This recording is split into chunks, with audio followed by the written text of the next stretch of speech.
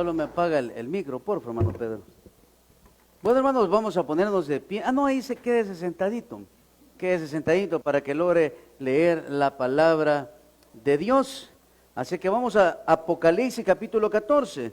Mientras tanto, un saludo para nuestro hermano Francisco Chica, nuestra hermana Lilian Solano, nuestra hermana Ana Miriam Romero, nuestra hermana Lorena Rosales, nuestro hermano Marvin Vivas, nuestra hermana Edito Led Murillo, nuestra hermana Nora Meléndez y nuestra hermana Sonia Sandoval de Marroquín, y aquellos que están conectados pero no logramos ver sus nombres. Apocalipsis capítulo 14, versículos del 17 al 20, del 17 al 20. Y la palabra de Dios la leemos en el nombre del Padre, del Hijo y del Espíritu Santo. Salió otro ángel del templo que estaba en el cielo, teniendo también una hoz aguda. Y salió del altar otro ángel que tenía poder sobre el fuego, y llamó a gran voz al que tenía la hoz aguda, diciendo: mete tu hoz aguda y vendimia los racimos de la tierra, porque sus uvas están maduras. Y el ángel arrojó su hoz en la tierra, y vendimió la viña de la tierra, y echó las uvas en el gran lagar de la ira de Dios. Y fue pisado el lagar fuera de la ciudad, y del lagar salió sangre hasta los frenos de los caballos, por 1600 estadios. Padre, te damos gracias en esta noche, Señor, por tu palabra.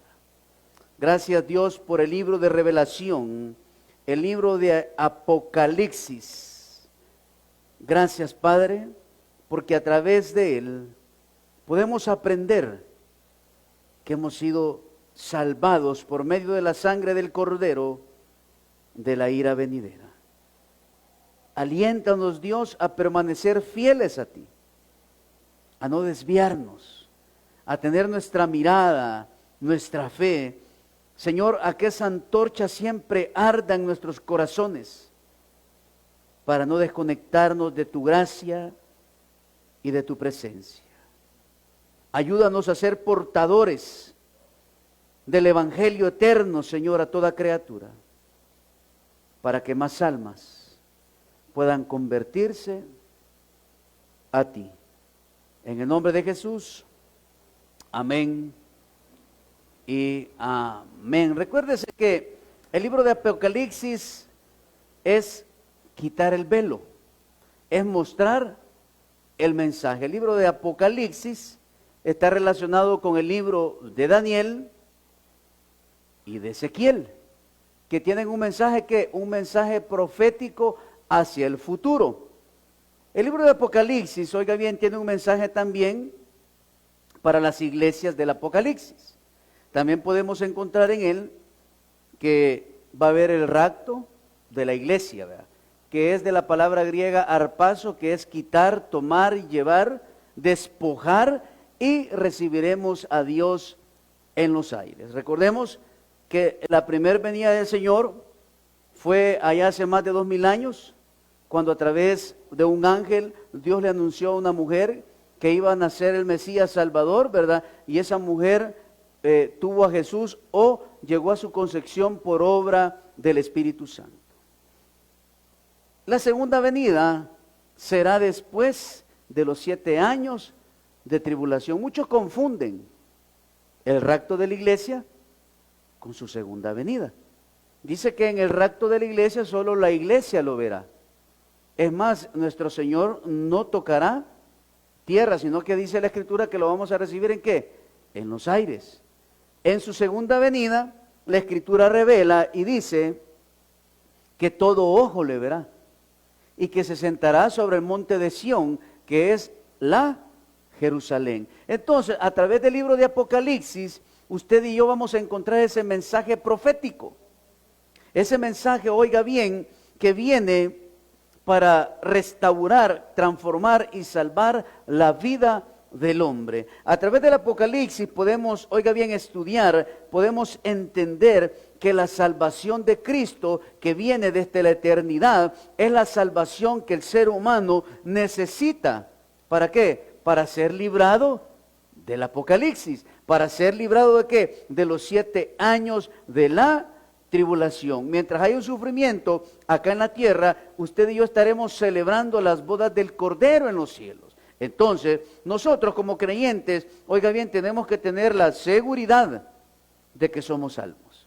Y esa seguridad, ¿quién me la da? El Espíritu Santo de Dios que mora dentro de mi ser. Lo decíamos en la oración. Cuando usted está seguro de su salvación, hay algo aquí adentro que no lo deja estar en paz, hermano. Hay algo aquí adentro, oiga bien, que me machaca y me dice que estoy actuando de una manera incorrecta. Y ese es el Espíritu Santo de Dios trabajando y obrando en nuestro ser. Entonces, el Espíritu Santo es la garantía, es el sello, oiga bien, que usted y yo tenemos en nuestro corazón. Hemos aprendido también que el ministerio del anticristo, oiga bien, está habilitado ¿desde cuándo?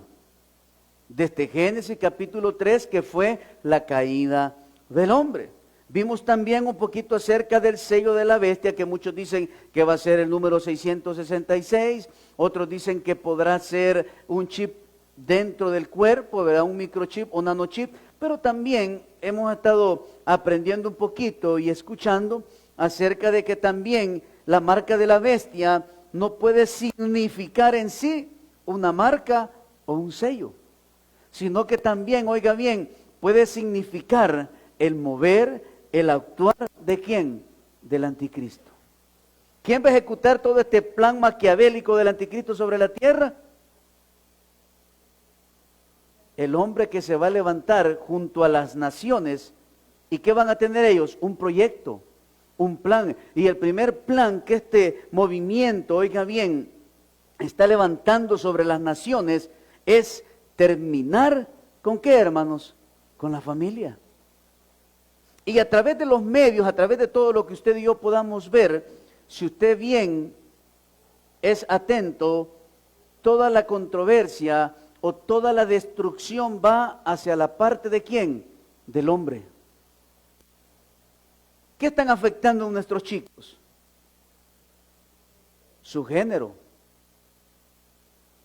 No tanto en las niñas, en los niños. Porque afectando la mente psicológicamente y a través de ese bombardeo que nuestros chicos están recibiendo, ¿qué se necesita para formar una familia? Un hombre y una mujer. ¿Qué se necesita para que un matrimonio tenga hijos? Un hombre y una mujer. Entonces, a meter las dudas del género dentro de la mente de los niños, ¿con qué terminan? Con la familia. Entonces, desde ahí, oiga bien, podemos ver que el misterio o el ministerio, perdón, del anticristo, él está viajando, hermanos. Él está en su mover. Él está trayendo perversidad a la mente de los seres humanos. Él está cambiando y transformando el corazón de los hombres. ¿Por qué? Porque quiere que la sociedad, oiga bien, caiga a los pies de las personas. Me voy a meter en camisa de 11 varas, pero lo voy a decir. Y me van a criticar. Escuchaba la entrevista de un pastor, es español, se llama Juan, no me acuerdo el apellido, y por mucho tiempo lo han estado bombardeando y le preguntaron cómo debe de votar un cristiano. Y él decía que un cristiano no tiene que votar por una persona. El cristiano tiene que votar por el proyecto, oiga bien, que un partido lleva para su nación. Y decía él,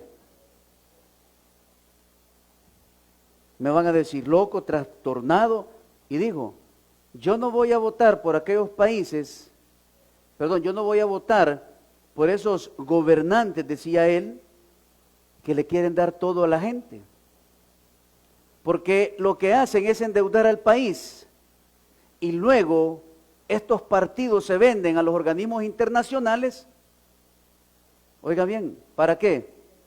Para aprobar el aborto, los casamientos entre hombre y hombre y mujer a mujer, y decía él, entonces, yo para elegir por quién voy a votar, yo tengo que escuchar cuál es la postura del partido por el que van las personas. Y yo dije, y en ese momento me cae el 20, y un día de estos estaba escuchando a una señora, una señorita quizás, estudiada, hermanos, como usted no tiene idea, hija de un pastor,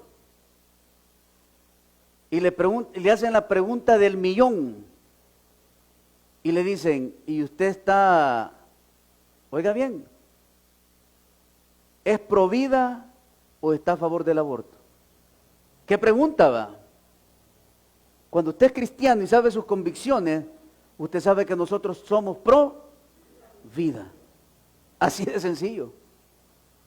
Pues la muchacha que minutos atrás dijo que era cristiana y que su papá era pastor y que su pastor y papá la habían instruido, como dice el Proverbio 22:6, le dijo al entrevistador, pues habría que estudiarlo. Entonces, ¿por quién votar, hermanos? Vea lo que están proponiendo, no las personas, los partidos. Hay que ver cuál es su trasfondo. Porque nosotros, oiga bien, podemos estar participando como cristianos en el movimiento ¿de quién? Del anticristo. Gracias a Dios aquí en nuestro país, las oraciones, la presión de la iglesia cristiana evangélica y también la que ejercen la religión católica, oiga bien, no han aprobado el aborto aquí. Pero oiga bien, hay partidos y hay personas que quieren que se aprueben el aborto. Y se lo voy a decir, los países que aprueban el aborto se echan sal. Sus sociedades se destruyen. Crece el qué? La violencia. Pues todo eso es lo que el anticristo está preparando ¿para qué? Para las naciones, hermano. Para las naciones. Y oiga bien, y nosotros los cristianos ahorita estamos en este mover y en este sentir. Un pastor decía que el día que me vengan a decir a mí que tengo que casar una pareja de hombres, dejo de ser pastor. Un médico en Argentina dijo, el día que me digan que yo tengo que practicar un aborto, no lo hago, que me quiten mi licencia y empiezo a ser una persona común. Esas son convicciones, hermano. ¿Qué haríamos nosotros? No, es que a ella la violaron, hermano. Así es la vida, lamentablemente. Pero no podemos quitarle la vida a un no nacido. Otros están más locos, oiga bien, que dicen que el niño o la niña tiene alma hasta que sale del vientre de la mujer. Que mientras tanto anda dando vueltas y vueltas y la están preparando a que ella en ese mundo loco encuentre los propósitos que hay. ¿Para qué? Para que cuando nazca el niño, cabal sea la alma que ese niño necesita. Así está el mundo, hermanos. Y esa es una película de una gran empresa internacional que nos tiene dormidos a muchos.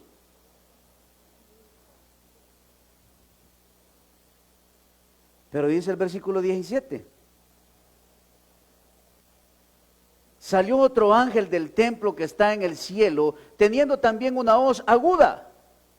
Y salió del altar otro ángel que tenía poder sobre el fuego y llamó a gran voz al que tenía la hoz aguda diciendo, mete tu hoz aguda y vendimia los racimos de la tierra, porque sus uvas están, ¿qué dice? Maduras, hermano. Se llegó la cosecha. Se llegó el tiempo de cortar el fruto. Se pudrió, se arruinó, pasó su tiempo, no hicieron caso. Y cuando los mangos terminan su tiempo, ¿cuál es el problema del mango? Cuando le caen las primeras lluvias. Se engusana. Los 144,000 anduvieron predicando el evangelio eterno, exhortando a las personas. Eso ocurrirá, hermanos, en tiempos futuros. y andarán y caminarán y batallarán llevando el mensaje que Cristo viene por segunda vez, que el reino de los cielos se ha acercado, que el reino de los cielos será instituido y las personas preferirán adorar ¿a quién? A la bestia. Como en este siglo XXI, muchos prefieren adorar al diablo, a Satanás, y no acercarse a Dios.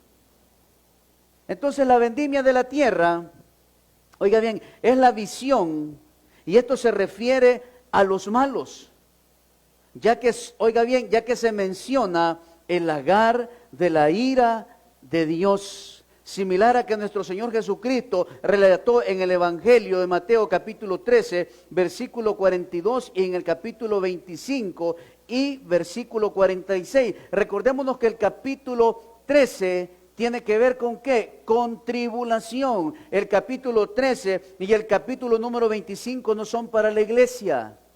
Son capítulos completos referente a ¿quién? Al pueblo de Israel y a las naciones. Vamos a Mateo capítulo 13, versículo 42.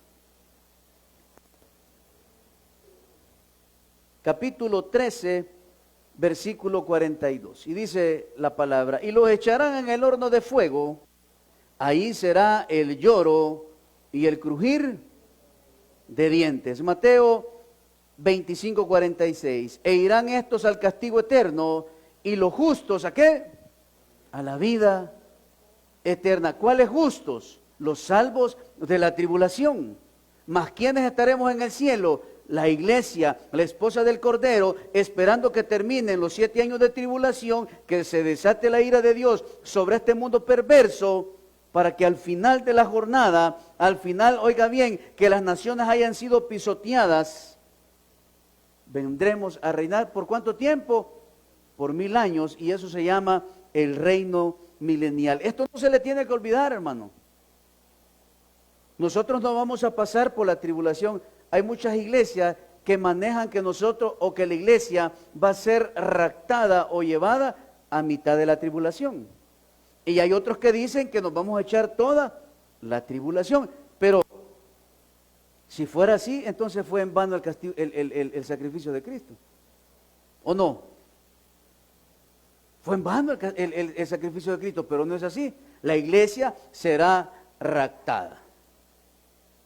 También menciona en el versículo 17 la palabra templo. Y el templo se refiere a la morada celestial de Dios y no al templo que se ha construido en Jerusalén. Porque recuérdese que ese templo, ¿quién lo ha reedificado en la tierra? El anticristo, porque él se va a sentar sobre el trono y van a haber sacrificio. Y en ese momento que el anticristo esté sentado en el trono del templo, él estará hablando blasfemias en contra del Cordero, desmintiendo que él ha venido y que él es el verdadero.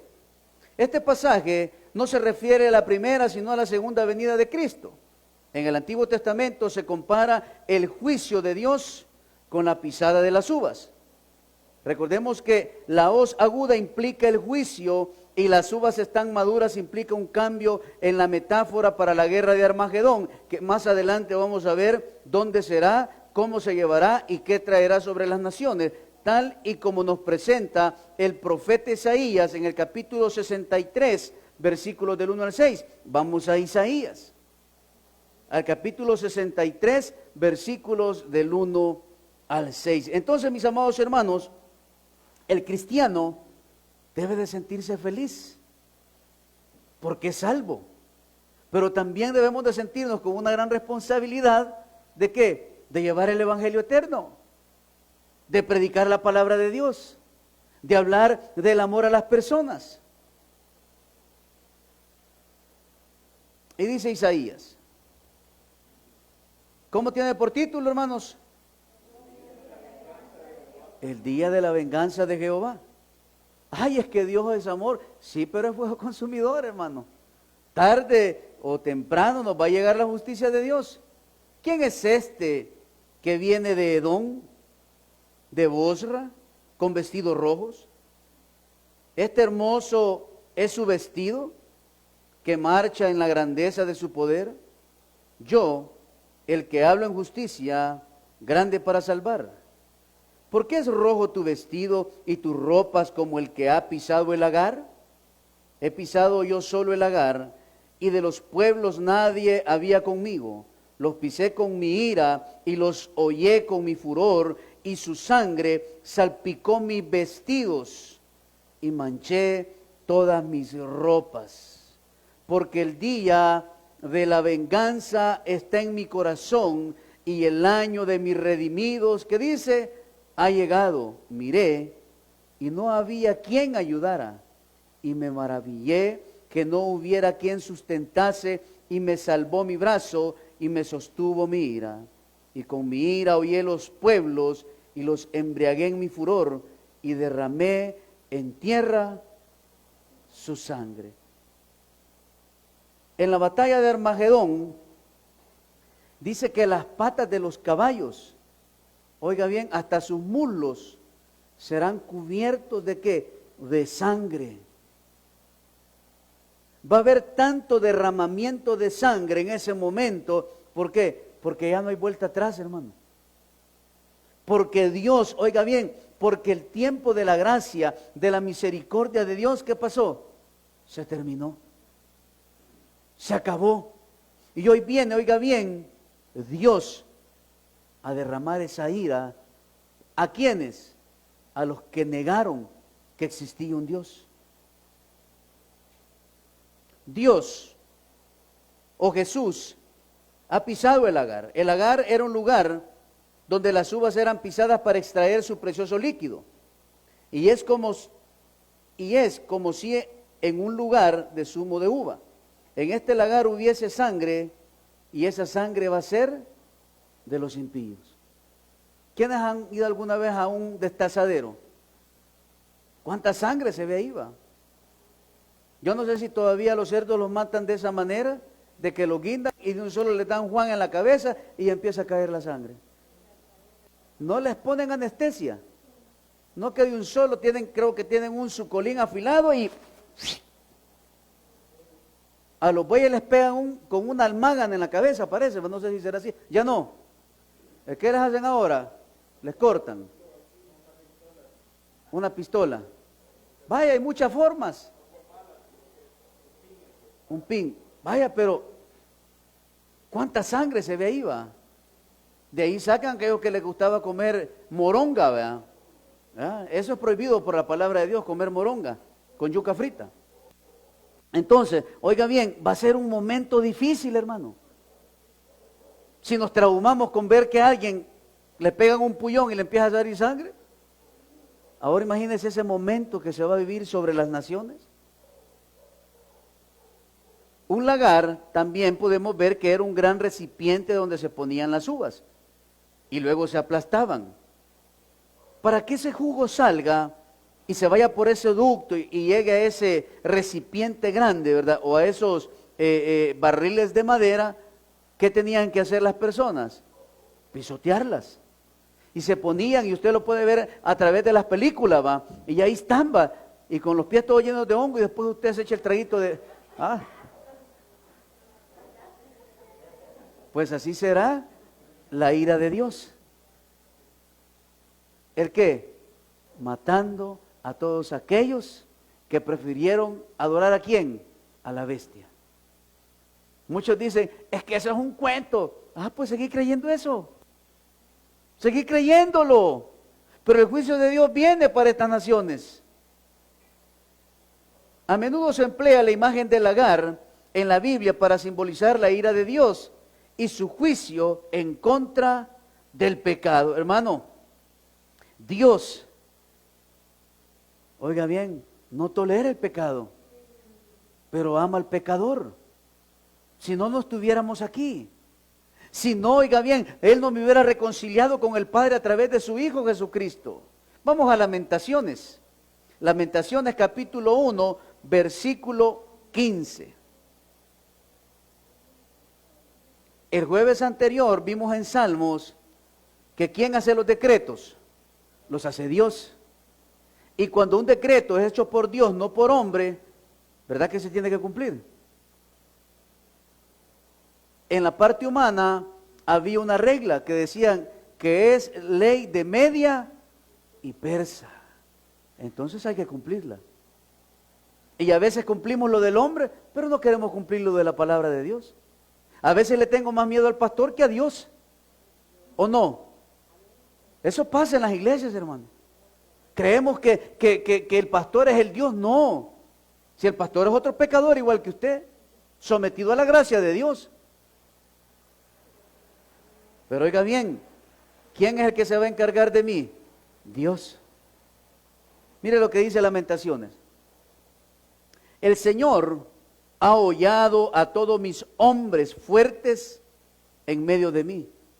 Llamó contra mí compañía para quebrantar a mis jóvenes. Como lagar ha hollado el Señor a la Virgen, hija de Judá. Joel, capítulo 3, versículos del 12 al 13. Despiértense las naciones y suban al valle de Josafat, porque ahí me sentaré para juzgar a todas las naciones de alrededor. ¿Qué dice, hermano? Echad la hoz, porque la mies está ya madura. Venid, descended, porque el lagar está lleno. Rebosan las cubas, porque mucha es la maldad de ellos.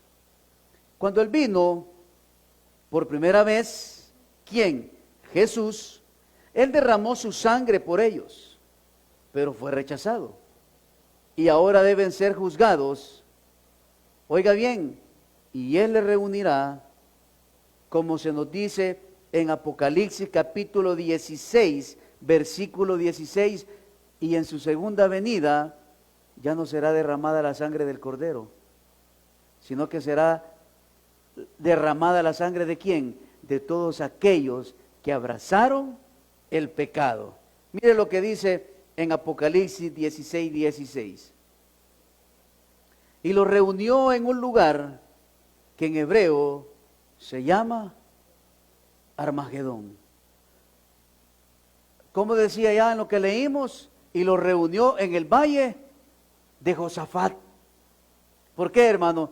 Porque viene la ira de Dios. Por eso le digo, toda nación, todo pueblo que se somete a organismos internacionales, que vende, oiga bien, las decisiones del pueblo, maldición viene sobre ellos. Ni un pueblo, ninguna nación que esté a favor del aborto, oiga bien, va a ser bendita por Dios. Ninguna. Por eso es que usted y yo no debemos, oiga bien, no debemos desmayar en nuestras oraciones por nuestro país. Ore por su país, para que todo esto no acontezca en nuestra nación. Para que los gobiernos que lleguen, gobiernen ¿cómo? Con sabiduría, con inteligencia, con temor de Dios. ¿Quiénes elijan a los gobernantes? Nosotros los elegimos. Ahora la pregunta es, ¿por qué no nos dicen cuáles son sus perspectivas con respecto a las leyes que van a tomar? Yo siempre digo, ojalá que me encuesten a mí. Si yo quisiera que me preguntaran, hermano, y decirles, quiero que me respondas, oiga bien, sí o no. Así tienen que ser nuestros cuestionamientos. ¿Estás a favor del aborto? Sí o no. ¿Estás a favor de que se casen hombres con hombres? Sí o no. Así debe de ser. No, es que, pues no, están a favor, hermano. Están a favor. Entonces el cristiano, oiga bien, tiene que tener bien amarrados los pantalones para tomar decisiones. Es por eso que yo le digo, usted sabe por quién va a votar. Usted sabe cuál es su candidato preferido. Usted sabe por qué razón va a votar por X o Y persona.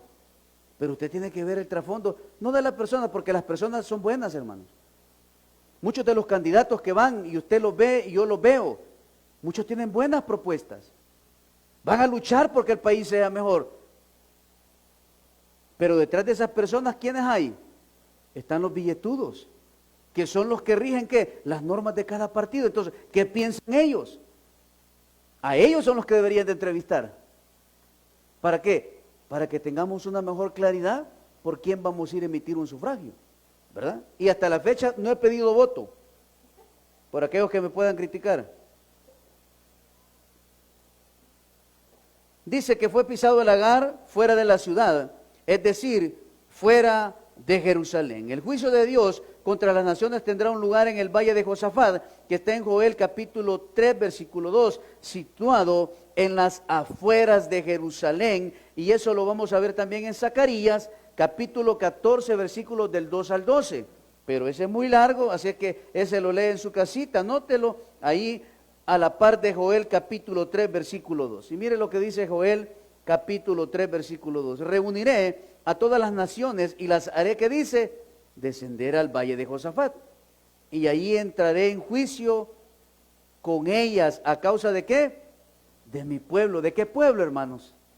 De Israel. Recuérdese que Israel, después de los 3 años y medio que el anticristo le ha ofrecido una paz, todo un ejército será en contra de Israel. ¿Y Israel huirá a dónde? Al desierto, correcto. Entonces, se huirá al desierto. Entonces, por eso dice, a causa de mi pueblo y de Israel mi heredad, a quien ellas esparcieron entre las naciones y repartieron de mi tierra. Cristo viene, hermanos. Cristo viene. Y viene pronto a reinar. Cristo viene por su iglesia.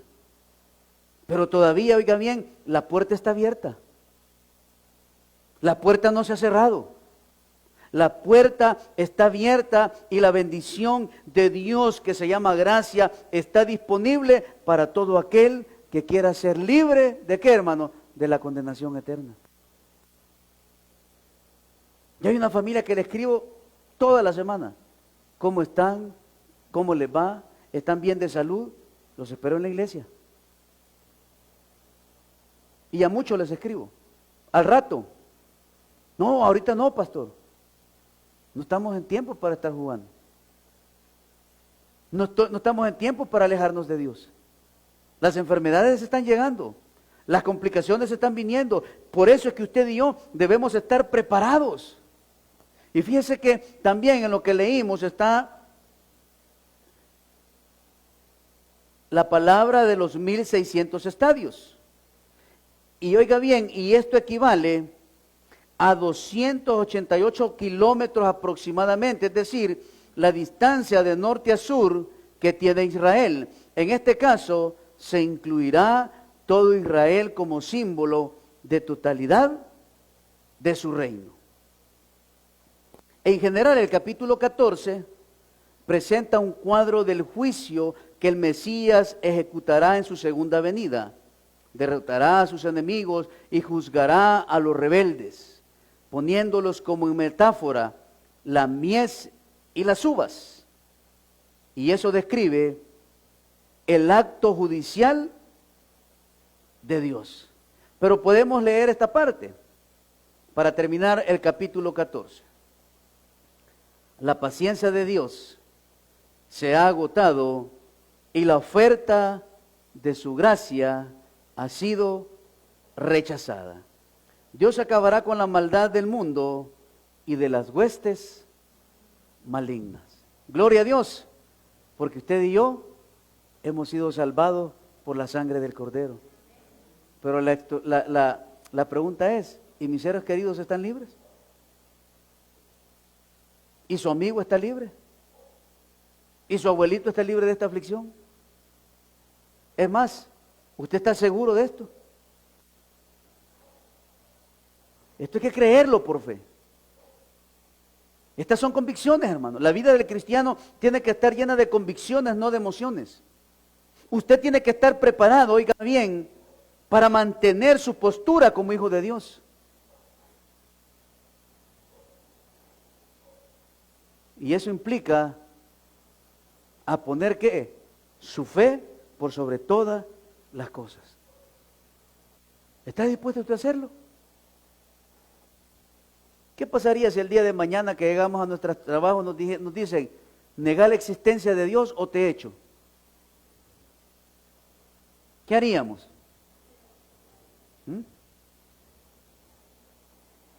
¿Qué haría usted, hermano? ¿Qué haría yo como pastor? Dios me va a dar otro trabajo. Pero yo no puedo vender, oiga bien, mis convicciones. Yo no puedo vender, oiga bien, lo que Jesús ha hecho por mí. Si a diario le fallamos y Él nos sigue bendiciendo, no. Si todo lo que usted tiene y yo tengo, ¿a quién se lo debemos? A Dios. Entonces, oiga bien, no importa lo que podamos estar viviendo en esta tierra, porque nuestro consuelo es que Cristo viene pronto y viene a reinar otra vez. Dele un buen aplauso al Señor en esta noche. Padre, te damos gracias por tu palabra. Gracias, Dios, por hablarnos al corazón. Espíritu Santo, oramos para que nos des discernimiento, para que nos des tu llenura. Oramos para que tú tomes control y dominio propio de nuestras emociones. Señor, que a través del libro Apocalipsis podamos entender cuál es la razón, el motivo de que tú enviaras a morir a Jesús. ¿Cuál era el motivo? De que Jesús viniera a derramar su sangre en la cruz del Calvario. Gracias por habernos alcanzado. Gracias, Jesús, por habernos dado las respuestas, por haber fijado tu mirada en nosotros y habernos librado, Señor, del castigo eterno. Gracias porque cuando no valíamos nada, cuando nuestras ropas estaban sucias, Dios, tú nos limpiaste de todo pecado con tu sangre. Gracias porque nos amaste primero. Gracias porque de la eternidad tú nos has predestinado en tu Hijo para ser salvos. Todo aquel que quiera ser salvo, solo tiene que abrir su corazón a Jesús y recibirle como su Salvador personal. Si en esta noche usted quiere ser libre de la ira venidera, si usted quiere tener salvación y vida eterna, ábrale las puertas de su corazón a Jesús. Solo hay que reconocer que somos pecadores y arrepentirnos de nuestros pecados. Si quiere recibirle, repite esta oración. Señor Jesús, reconozco que soy pecador, pero hoy me arrepiento de mis pecados y te recibo como mi único y suficiente Salvador personal. Creo que eres Dios, que moriste en la cruz por mis pecados y que resucitaste al tercer día. Gracias, Jesús, por haberme buscado hoy, por haberme hablado hoy y haberme llamado para que hoy pudiera recibir salvación y vida eterna. Mi amado amigo, si hiciste esta oración con fe y con arrepentimiento y conversión, hoy te invito a que busques una iglesia donde congregarte. Busca al pastor de la localidad de la iglesia donde asistirás y pídele que te explique más acerca de la salvación de Jesús. Si tienes una Biblia en casa, ábrela en el Evangelio de Juan, el Evangelio del amor, porque el Verbo se hizo carne. Bendice tu iglesia, bendice a mis hermanos acá presentes, a los que están en línea. Derrama de tu gloria, de tu amor, de tu poder sobre cada uno de ellos. Y sé tú trayendo sobre sus vidas paz, tranquilidad. Sé tú, Señor, ayudándoles, dándoles aliento a no desmayar, a seguir con la fe, con nuestra mirada puesta en ti, Señor, que eres el autor y consumador de la fe. No permites que nuestra mente se descontrolen. Señor, ayúdanos a no desviarnos ni a la izquierda ni a la derecha. Ayúdanos, Padre, a no vivir por emociones, sino por convicciones hacia ti. Gracias por ese regalo tan hermoso que nos has dado, Señor. Gracias por amarnos. Gracias por ayudarnos, Dios, todos los días de nuestra vida. Gracias porque tú eres fiel, porque tú eres bueno, porque tú, Señor, nos bendices y nos guardas a cada momento. Ayúdanos, Dios, a seguir siempre con la fe, confiando en ti. Te amamos, te adoramos y gracias por los milagros que nos has dado en esta noche. Ahora te cantamos esta bonita alabanza. Espíritu de Dios, llena mi vida, llena mi alma,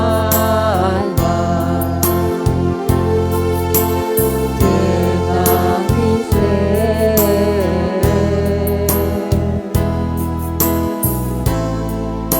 Espíritu de Dios, llena mi vida, llena mi alma, llena mi ser.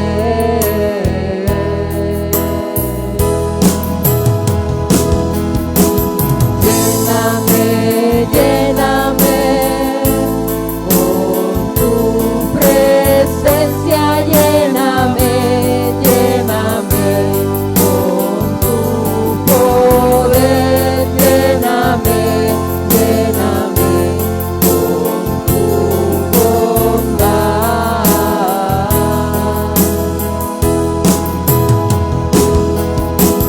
Lléname, lléname con tu presencia, lléname, lléname con tu poder, lléname, lléname con tu bondad.